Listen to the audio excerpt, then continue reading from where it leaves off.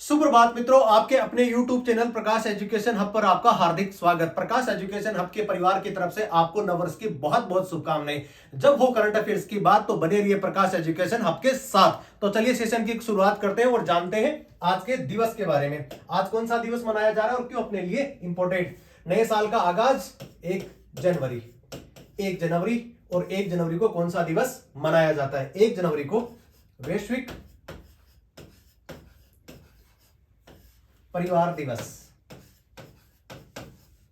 मनाया जाता है। शुरुआत कब होती है इसकी? नए साल की शुरुआत के अंदर पहला जो दिन है वो 1 जनवरी, और 1 जनवरी को कौन सा दिवस मनाया जाता है? तो 1 जनवरी को वैश्विक परिवार दिवस मनाया जाता है। शुरुआत कब होती है? 1997 से। 1997 से संयुक्त राष्ट्र संघ के द्वारा इसकी शुरुआत होती है और ये हर साल 1 जनवरी को मनाया जाता है। उद्देश्य यही कि भारत के द्वारा, या कह सकते हैं भारत के द्वारा दिया गया एक मंत्र वसुदेव कुटुंबकम, जिसको कह सकते हैं कि पूरा परिवार या पूरा जो विश्व है वो हमारा ही परिवार है। इसी संदर्भ में 1 जनवरी को हर साल वैश्विक परिवार दिवस मनाया जाता है। तो सेशन की शुरुआत करते हैं और जानते हैं आज का पहला इंपॉर्टेंट प्रश्न। चलिए देखते हैं। हाल ही में 16वें वित्त आयोग का अध्यक्ष किसको बनाया गया है? हाल ही के अंदर अभी 16वें वित्त आयोग का गठन किया गया, जिसके अंदर ये कहा गया कि ये 5 साल के लिए होगा और इसके लिए किसको वर्तमान में अध्यक्ष बनाया गया है? बड़ा महत्वपूर्ण प्रश्न है, सवाल पूछा जा सकता है। आंसर हो जाएगा इसका अरविंद पनगड़िया। इससे पहले क्या थे आप थे नीति आयोग के। नीति आयोग जब इसकी स्थापना हुई थी तो इसके प्रथम आप उपाध्यक्ष थे। नीति आयोग के प्रथम उपाध्यक्ष जिनका नाम अरविंद पनगड़िया, जिनको वर्तमान में 16वें वित्त आयोग का अध्यक्ष बनाया गया। बात करते हैं कि 15वें वित्त आयोग के अध्यक्ष का नाम क्या था? 15वें वित्त आयोग के अध्यक्ष नाम है इनका एनके सिंह। पहले योजना आयोग हुआ करता था और उसके बाद में 2015 से नीति आयोग की एक नई संकल्पना लेकर के आए और उसके बाद में 5 साल के लिए नीति आयोग का गठन किया जाता है, जिसमें हाल ही के अंदर 16वां वित्त आयोग का गठन किया गया और उसमें अरविंद पनगड़िया को क्या बना दिया गया? यहाँ पे उनका अध्यक्ष बना दिया गया। अब बात करते हैं अभी सचिव किसको बनाया गया है? आंसर हो जाएगा इसका ऋत्विक रंजन। ऋत्विक रंजन को अभी वर्तमान में उनका सचिव बनाया गया है। देखते हैं इसके बारे में कुछ अन्य चीजें। अरविंद पनगड़िया नीति आयोग के पूर्व उपाध्यक्ष रहे हैं आप। ऋत्विक रंजन सचिव है और कार्यकाल अध्यक्ष तथा कमीशन दूसरे सदस्यों का कार्यकाल रिपोर्ट सौंपे जाने के 31 अक्टूबर या 2025 दोनों की शर्तों में से या तो 31 अक्टूबर हो जाएगा या 2025 तक इनका कार्यकाल होगा। अवधि क्या रहेगी? 1 अप्रैल 2026 से लेकर के। इंपोर्टेंट है, लगा सकते हैं आप इसको वीआईपी इंपोर्टेंट। 1 अप्रैल 2026 से लेकर के 31 मार्च 2031 तक जितनी भी सारी जो 5 वर्षों की जो होगी, इसके लिए क्या देगा? ये सिफारिशें देने वाला है। अब बात करते हैं वित्त आयोग की संकल्पना संविधान के अंदर कौन से आर्टिकल में इसका उल्लेख है? आर्टिकल 280। आर्टिकल 280 के अंदर इसका उल्लेख मिलता है। होता क्या है इसके अंदर? जो संघ और राज्यों के बीच में वित्तीय जो संस्थान है उनके बीच में वितरण में उनका डिस्ट्रीब्यूशन और उनकी रिकमेंडेशंस क्या करता है? ये प्रस्तुत कर रहा है आर्टिकल 280। अब बात करते हैं कि 15वें वित्त आयोग का गठन कब किया गया था? इसका गठन किया गया था 27 नवंबर 2014 को और कार्य करना उसने 1 अप्रैल 2020 से 31 मार्च 2026 तक इसका कार्यकाल ये रहेगा। अब बात करते हैं इसके चेयरमैन का, जिसका ऑलरेडी मैंने आपको बताया, एनके सिंह इसके चेयरमैन है। अब बात करते हैं कि वित्त आयोग की स्थापना कब होती है? 1951 में। आजादी के 1-2 साल के बाद में ही 1951 में भारतीय राष्ट्रपति द्वारा भारतीय संविधान के अनुच्छेद 280 के तहत इसकी स्थापना की गई थी। पहले योजना आयोग के नाम से जाना जाता था। यह कह सकते हैं कि पहले योजना आयोग ही था, वो इसका कार्य करता था और 2015 के अंदर नीति आयोग की स्थापना हुई। उपाध्यक्ष पहले अरविंद पनगड़िया ही थे और हम सब लोगों को विदित है पहले से ही कि इसके जो अध्यक्ष होते हैं वो कौन होते हैं? वो प्रधानमंत्री होते हैं। चलिए जानते हैं अगला प्रश्न, प्रश्न संख्या 2। हाल ही में क्रेडिट लियोनिस सिक्योरिटीज एशिया की रिपोर्ट के अनुसार सकल घरेलू उत्पाद जीडीपी की हिस्सेदारी में उत्तर प्रदेश का स्थान कौन सा प्राप्त हुआ है? तो ये अभी स्टेट्स की जो है, हालांकि एक तो कुछ राष्ट्र की भी अभी जीडीपी के बारे में भी चर्चा करते हैं, लेकिन कुछ एजेंसी हैं जो राज्यों के बारे में भी बताती हैं। तो इसके अंदर पूछा गया है कि जीडीपी सकल घरेलू उत्पाद के अंदर ऐसा कौन सा राज्य है जो नंबर 2 की पोजीशन पे रहा है? तो बात करते हैं कि फिर पहला कौन सा है? उस राज्य का नाम है महाराष्ट्र। महाराष्ट्र जीडीपी के मामले में पूरे भारतवर्ष के अंदर प्रथम स्थान पे है। बात पूछी जा रही है यूपी के बारे में, तो यूपी का स्थान कौन सा हो गया है? यूपी का स्थान हो गया है दूसरा। हाल ही के अंदर यूपी काफी चर्चाओं की वजह से भी थोड़ा सा सुर्खियों के अंदर रहा था। अभी वर्तमान के अंदर 22 जनवरी को वहां पे रामलला के दर्शन के लिए भी वहां पे मूर्ति विराजमान की जाएगी। 17 जनवरी से ही वहां पे भ्रमण प्रतिमा भी शुरू हो जाएगी। और हाल ही के अंदर अयोध्या का इंटरनेशनल हवाई अड्डा भी वहां पे बना दिया गया। अयोध्या के अंदर इंटरनेशनल हवाई अड्डा भी, जिसकी शुरुआत अभी वर्तमान में हो गई है। और कुछ ऐसे जो शहर थे जिनके नाम भी हाल ही के अंदर यूपी के अंदर चेंज हुए हैं, जिसकी वजह से भी यूपी वर्तमान में चर्चाओं में बना रहा था। अब बात करते हैं कि यूपी कौन कौन से ऐसे स्थान है जहां पे शीर्ष पे बना हुआ है। सबसे ज्यादा आबादी वाला राज्य कौन सा है? यूपी है। दूसरा क्या है कि यूपी के अंदर सबसे ज्यादा गेहूं जो उत्पादित होता है वो कहां पे होता है? यूपी में होता है। लोकसभा की सीटें सबसे ज्यादा कहां पे? यूपी में है। सर्वाधिक जिलों वाला राज्य कौन सा है? वो भी यूपी है। वर्तमान में यूपी के जो मुख्यमंत्री हैं जिनका नाम योगी आदित्यनाथ है, जबकि वहां की जो राज्यपाल महोदया जिनका नाम आनंदीबेन पटेल है। चलिए देखते हैं इसके बारे में कुछ अन्य चीजें। दूसरे स्थान पे उत्तर प्रदेश रहा, जबकि जिसकी हिस्सेदारी है वो 9.2% है। सकल घरेलू उत्पाद हिस्सेदारी में शीर्ष पर है महाराष्ट्र, जिसकी हिस्सेदारी है 15%। उसके आसपास तो कोई नजर नहीं आता। जबकि थर्ड स्थान पे तमिलनाडु, जिसकी हिस्सेदारी 9.1%।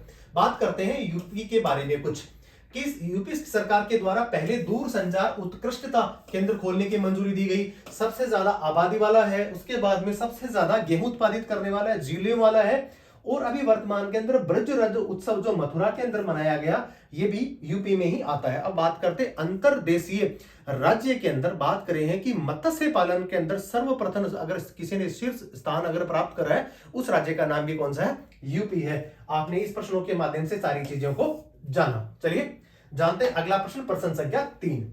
हाल ही में अमेरिका ने किस देश को $250 मिलियन की अंतिम सैन्य सहायता, आप ध्यान से देखिएगा, अंतिम सैन्य सहायता, इसका मतलब पहले भी देता आ रहा है और अब उसने ये कह दिया कि इसके बाद हम ऐसी कोई भी सैन्य सहायता देने वाले नहीं है। तो प्रकरण ये हो गया, किसके साथ हो गया हम सब लोगों को विदित? फरवरी 2022 से इस युद्ध की शुरुआत होती है। हम सब लोगों को विदित कि ये रसिया और यूक्रेन के मध्य चल रहा है। 2 साल के लगभग हो गए हैं। और ऑपरेशन गंगा भारत के संदर्भ में इसलिए महत्वपूर्ण कि ऑपरेशन गंगा के द्वारा जितने भी जो भारतीय छात्र या पेशेवर लोग वहां पे कार्यरत थे, उनको वहां से सकुशल स्वदेश वापसी कराने का जो जिम्मा केंद्र सरकार ने उठाया था और उन सभी को अपने स्वदेश लेकर के आई थी, उसके लिए ऑपरेशन गंगा चलाया गया था। और 2 साल से युद्ध वर्तमान में वहां पे चल रहा है। हालांकि वो युद्ध खत्म हुआ ही नहीं था, उससे पहले विश्व के अंदर एक युद्ध और छिड़ गया, हम सब लोगों को विदित। और यहां पे ऑपरेशन अजय ये कहां पे चलाया गया है? ऑपरेशन अजय चलाया गया इजराइल के अंदर, जो वर्तमान में हुती विद्रोही भी शामिल उसके अंदर, और साथ में हमास और फिलिस्तीन का संगठन, जिसके मध्य दोनों के मध्य इजराइल और फिलिस्तीन के मध्य या हमास के मध्य काफी लंबे समय से 2 महीने के आसपास हो गए, वहां पे भी संघर्ष बना हुआ है। तो वहां पे इजराइल के अंदर भारत ने अपने लोगों को निकालने के लिए ऑपरेशन अजय भी वहां पे चलाया था। ये तो आपने इस प्रश्न के माध्यम से जाना। अब आपसे जो प्रश्न पूछा जा रहा है कि हाल ही में अमेरिका ने किस देश को $250 मिलियन की अंतिम सैन्य सहायता पैकेज देने की घोषणा करी है, आंसर हो जाएगा इसका यूक्रेन। और उनके जो राष्ट्रपति जिनका नाम क्या है? जेलेंस्की है। अब मैं आपको थोड़ा इसकी पृष्ठभूमि के बारे में बता दूं कि यूक्रेन और रसिया के मध्य ऐसा कौन सा कारण था जिसकी वजह से युद्ध की शुरुआत हुई। हम सब लोगों को विदित NATO, Northern Atlantic Treaty Organisation, क्या है ये? एक सैन्य संगठन है और जिसके अंदर यूक्रेन शामिल होना चाहता था और रशिया ने इस पे कड़ी प्रतिक्रिया दी कि हम आपको शामिल नहीं होने दें। उसके बाद में यूक्रेन पश्चिमी राष्ट्रों के संपर्क में आया और उसे रूस आग बबूला हो गया। उसके बाद में उसने यहाँ पे क्या कर दिया? आक्रमण कर दिया। ये इसकी पृष्ठभूमि वर्तमान में बनी हुई है। तो कभी यूक्रेन का पलड़ा भारी रहता है, कब? जब नाटो जैसे सदस्य देश, इसके अलावा यूरोपियन कंट्रीज और अमेरिकन कंट्री जैसा कि अमेरिका, वो इसको लगातार सैन्य सहायता देते हुए अभी वर्तमान में बढ़त बनाए हुए हैं। लेकिन कभी रसिया का पाला मजबूत तो कभी यूक्रेन का। चलिए जानते हैं इसके बारे में कुछ अन्य चीजें। हाल ही में विश्व बैंक के द्वारा यूक्रेन को वित्तीय सहायता, यूक्रेन को वर्ल्ड बैंक के द्वारा भी सहायता प्रदान की गई थी कि वहां पे पुनर्वास लोगों का करा जा सके। 1.34 बिलियन के आसपास। रूस यूक्रेन जो युद्ध 24 फरवरी 2022 से इसकी शुरुआत होती है और आईएसयू के द्वारा अब बात करते हैं कि रसिया पर ऐसे कौन कौन से प्रतिबंध लगाए गए, तो इसमें इंटरनेशनल ओलंपिक कमेटी है, उसने रसिया को क्या कर दिया, बाहर कर दिया। अभी वर्तमान में एक खबर और आई कि यूक्रेन जिस युद्ध के अंदर प्रभावित है, तो G7 के सदस्यों ने उसका साथ देने के लिए हीरा के अंदर, अब बात करते हैं कि रसिया के अंदर सबसे ज्यादा हीरा पैदा होता है या उसको क्या करते हैं, उसका खनन किया जाता है, उसको G7 का जितने भी जो कंट्रीज है उसके जो मार्केट था रसिया का, जो वहां पे यूएन के अंदर कह सकते हैं कि यूरोप के अंदर जो कच्चा हीरा जाता था उसका जो मार्केट था उसको उन्होंने क्या कर दिया है, बंद। अब यह कह सकते हैं सीधे शब्दों में, सरल शब्दों में, कि रसिया का जो अब हीरा मार्केट जो था वो सबसे बड़ा, जहां से वो रेवेन्यू प्राप्त करता था यूरोप से, वो तो यूरोप ने उसको क्या कर दिया, मना कर दिया कि हम आपका यहाँ पे हीरा नहीं खरीदेंगे। एक बात तो ये देखिए, ऑपरेशन गंगा यूक्रेन पर रूसी आक्रमण के दौरान भारतीय नागरिकों को निकालने के लिए। अब बात करते हैं नेटो के बारे में। हम सब लोगों को विदित और बार बार प्रश्न पूछा भी जाता है कि नेटो क्या है। नॉर्दर्न अलायंस ट्रीटी ऑर्गेनाइजेशन के द्वारा रूस के साथ में cold war security treaty suspend करने की भी क्या कर दी, उन्होंने घोषणा कर दी। नाटो की स्थापना 1949 में हुई है 4 अप्रैल को। संस्थापक इसके जो देश थे उन सदस्य देशों की संख्या कितनी है, 12। अब आपसे प्रश्न पूछा जा सकता है कि वर्तमान में नाटो सदस्य देशों उनकी संख्या कितनी है, आंसर हो जाएगा 30+1। 30+1 का मतलब यह है कि फिनलैंड 31वां राष्ट्र है, जबकि 30 ऑलरेडी उसमें पहले थे। और एक बात और, वहां पे अभी वर्तमान में स्वीडन नामक एक देश है जो स्कैंडिनेवियन कंट्रीज है, उसने भी क्या कर रखा है, उसमें आवेदन कर रखा। हालांकि उसको अभी तक सदस्यता तो नहीं मिली है, लेकिन उसने भी आवेदन कर दिया है। और जो 31वां जो राष्ट्र है वो कौन सा था, फिनलैंड। ये भी स्कैंडिनेवियन कंट्री है और उसने आवेदन किया था और उसके आवेदन को क्या कर लिया, स्वीकार कर लिया, और वो उसका क्या बन गया, सदस्य देश बन गया। नाटो की स्थापना 1949 में होती है। संस्थापक सदस्य देश है जिनकी संख्या 12 थी और वर्तमान में 31 देश इस नाटो के सदस्य बने हुए हैं। चलिए जानते हैं अगला प्रश्न, प्रश्न संख्या 4। हाल ही में किसे राजस्थान के मुख्य सचिव के रूप में नियुक्त किया गया है। जिस प्रकार राजस्थान सरकार अभी वर्तमान में चेंज हुई है, जो नवनियुक्त जो मुख्यमंत्री हैं उनके अनुसार ही मंत्रिमंडल तो बनी गया है, उसके अलावा जितने भी जो चहेते अधिकारी हैं उनको आसपास से उनको लगाया जा रहा है। अब बात करते हैं कि वर्तमान में हाल ही में किसी राजस्थान के मुख्य सचिव के रूप में नियुक्त किया है। इनका नाम है कौन सा, सुधांशु पंत। 1991 बैच के आईएएस अधिकारी और वर्तमान में केंद्र जो दिल्ली वहां पे प्रतिनिधित्व थे, और इनको वर्तमान में राजस्थान सरकार ने अपना इनको मुख्य सचिव उन्होंने को बनाया है। और अब बात करते हैं कि इससे पहले कौन थी, तो इससे पहले जो सीएस थी, जो मुख्य सचिव थी, जिनका नाम था श्रीमती उषा शर्मा। श्रीमती उषा शर्मा ये राजस्थान राज्य की दूसरी महिला सीएस थी। दूसरी महिला सीएस थी। अब बात करते हैं कि जब दूसरी थी तो पहली कौन सी थी, तो जिनका नाम है श्रीमती कुशाल सिंह। श्रीमती कुशाल सिंह राजस्थान राज्य की पहली महिला मुख्य सचिव बनी थी। नंबर 2 पे जो वर्तमान में उषा शर्मा, जिनका कार्यकाल 31 दिसंबर को कल को समाप्त हुआ, और उसके बाद में सुधांशु पंत वर्तमान में, या कह सकते हैं आज से 1 जनवरी 2024 से मुख्य सचिव का पद है उसको संभालेंगे। अब बात करते हैं राजस्थान के कुछ के बारे में और अन्य चीजों के बारे में। देखते हैं वर्तमान में विधानसभा 16वीं थी। विधानसभा की सीटें 200 हैं वर्तमान में, और अभी जो चुनाव हुए थे जिसके अंदर 199 सीटों के भी चुनाव हुए थे, एक सीट पे वहां के जो प्रत्याशी थे उनकी असमयी क्या हो गई थी, मौत हो गई थी। अब बात करते हैं कि राज्यसभा लोकसभा की सीटों के बारे में। तो राज्यसभा की सीटें 10 है, जबकि लोकसभा की सीटें वो 25 है। अब बात करते हैं कि राजस्थान राज्य उसका गठन कब होता है। अगर बात करें कि 7 उसके चरण थे जब उसका गठन पूर्ण हो गया था, और 30 मार्च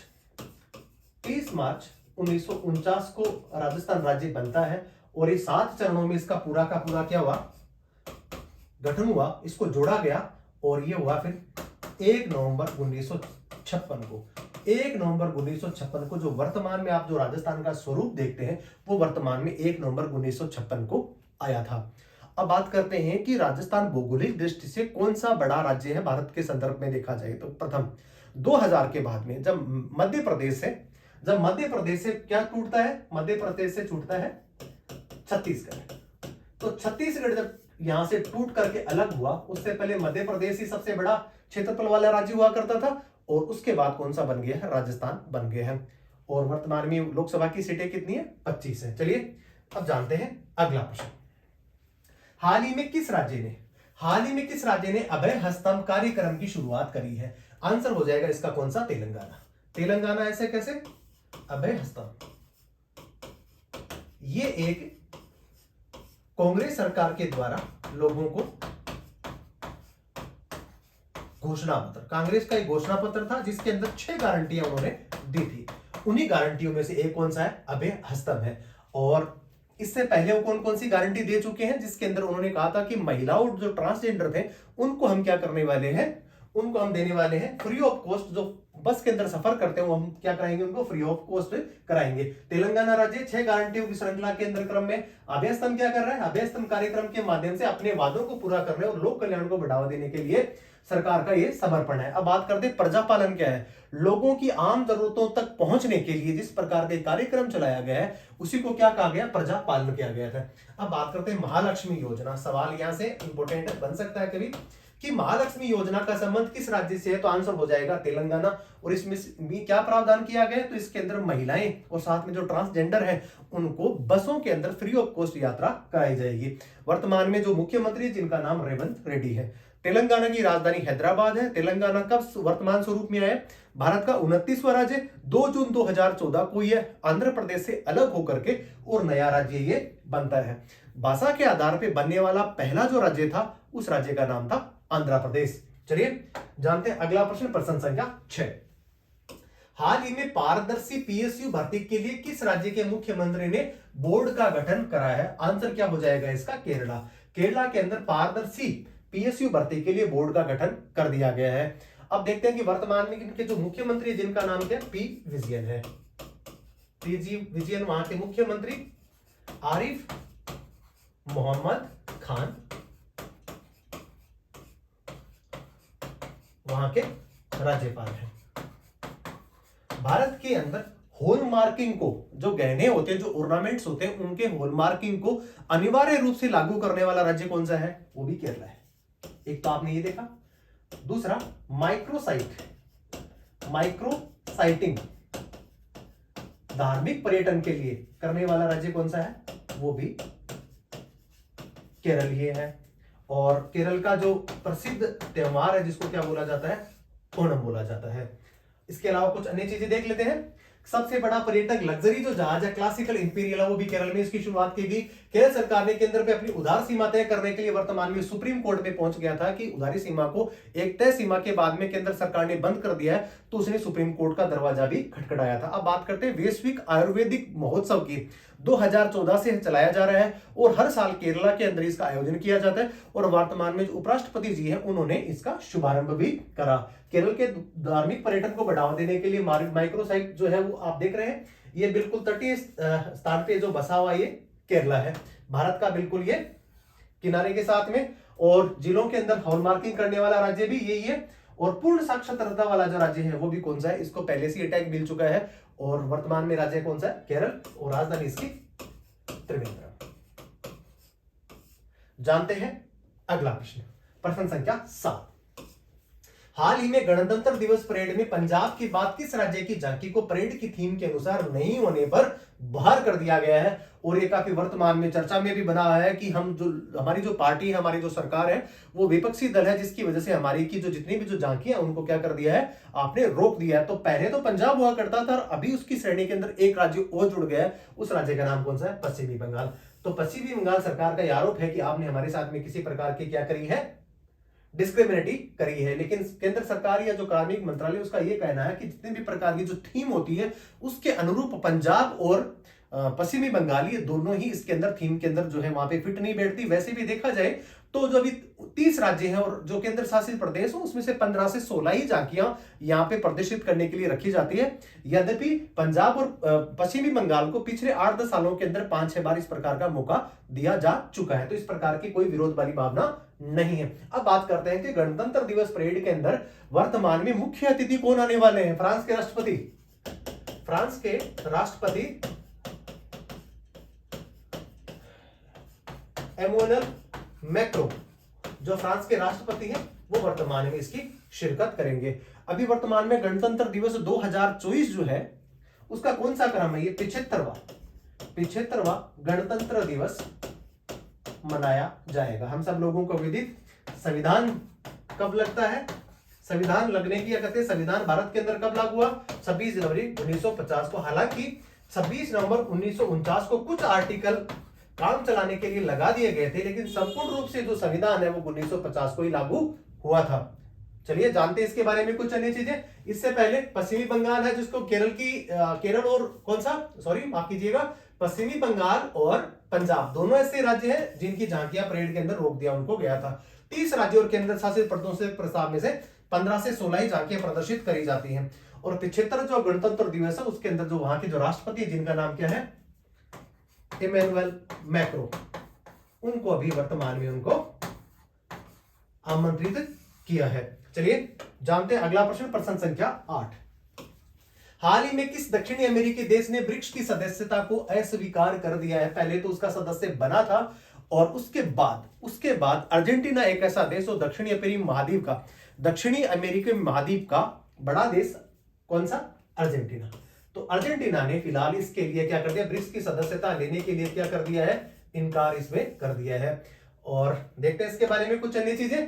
जो वहां के जो नवनिर्वाचित राष्ट्रपति जिनका नाम है जेवियर माइली, उन्होंने इसको मना कर दिया। ब्रिक्स की स्थापना होती है 2009 को 16 जून के अंदर ब्रिक्स की स्थापना करते हैं। तो सबसे पहले देखते हैं कि ब्राजील है, रसिया है, इंडिया है, साउथ अफ्रीका है और चाइना है। लास्ट के अंदर सबसे लास्ट में शामिल कौन हुआ था? तो दक्षिण अफ्रीका हुआ था। 15वें समिट के दौरान ब्रिक्स में शामिल होने वाले जो देश थे, उन देशों की श्रेणी में हम देखते हैं कि टोटल 6 देश शामिल हुए थे इसमें अंदर। इसमें ईरान है, अर्जेंटीना है, मिस्र है, इथोपिया है, यूएई है। यूएई मतलब यूनाइटेड अरब अमीरात, और लास्ट में मध्य एशिया का देश, कच्चे तेल का सबसे बड़ा निर्यातक, उसको भी इसमें शामिल करने की बात कही गई थी। अर्जेंटीना की जो राजधानी है उसका नाम ब्यूनस आयर्स, ये इसकी राजधानी है। पेंटागोनिया, अगर विश्व के अंदर मरुस्थल की बात अगर करी जाती है, डेजर्ट की बात करी जाती है, तो पेंटागोनिया का जो मरुस्थल है वो कहां पे पाया जाता है? ये पाया जाता है अर्जेंटीना में। इसके साथ में ही पंपास घास के जो मैदान है वो भी अर्जेंटीना में ही वहां पे पाए जाते हैं। विश्व स्तर पर सोयाबीन, गेहूं और मांस का शीर्ष निर्याता की ये देश है। अब बात करते हैं कि फीफा 2023 का जो विश्व अभी वर्ल्ड कप जो खेला गया था फुटबॉल का, उसके अंदर लियोन मेसी की अगुवाई के अंदर, उनकी कप्तानी के अंदर अर्जेंटीना ने विश्व कप जीता था फुटबॉल का। किसको हरा करके? फ्रांस को हरा करके विश्व कप को जीता था। चलिए आप देख रहे हैं कि ये अर्जेंटीना, और इसी के साथ साथ में ये जो छोटा आपको साथ में जो नजर आ रहा है जो सीमावर्ती वाला, ये कौन सा है? ये है चिली। जानते हैं अगला प्रश्न, प्रश्न संख्या 9, आज के सेशन का सेकंड लास्ट प्रश्न। हाल ही में गृह मंत्रालय ने मुस्लिम लीग जम्मू कश्मीर के बाद किस संगठन को गैर कानूनी संगठन घोषित करने की क्या करी है? घोषणा करी है।